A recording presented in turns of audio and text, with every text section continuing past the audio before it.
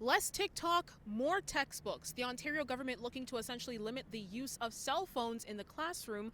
Plus, they also want to curb the growing use of vaping on school property. And this is all in a bid to get kids back to focusing solely on academics. This is about restoring focus during the instructional time. Starting this fall, students in kindergarten to grade 6 will have to put away their phones and keep it on silent for the entire school day, unless explicitly permitted by an educator. For those in grades 7 through 12, cell phones are also not allowed during class time. At its core, this is an educational overhaul for the student, the teacher, and even the parent. However, our policy includes enforcement to ensure compliance and consistency province-wide. Social media sites like Instagram and Snapchat will be removed from all school networks and devices. And to help parents see student progress, report cards will also include comments on student distraction levels in class. We need to be bold. We need to be comprehensive, and we need to act with urgency today as we restore focus and safety and common sense back into our school system.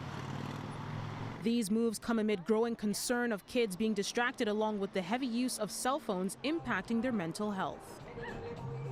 So actually having some sort of constraints helps people get focused. What this is trying to do is set those limits, but at the same time understand you want to have people internalize the appropriate self-regulation around the use of media. There's also a crackdown on vaping on school grounds. Students have to put away their vape pens, and if caught, parents or guardians will be notified. The province also taking it a step further, announcing $30 million to install vape detectors and other security upgrades in schools. We also need to think about what are the underlying concerns and conditions that may be leading a young person who is vaping. So it might be depression, anxiety. Following the announcement, the Ontario Secondary Student Teacher Federation says they have questions on how educators can enforce these new measures. I think what we have to look at is, are we meeting the needs of the students? Do we have the supports in place? Do we have the resources in place in education? And right now we have a retention and recruitment crisis. We have unqualified people in classrooms. An announcement about cell phones isn't going to fix any of that.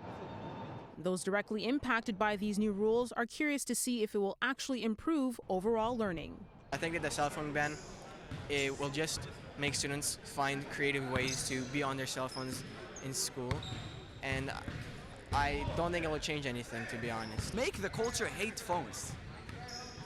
It's not about just banning them, and I doubt teachers are going to reinforce the rule.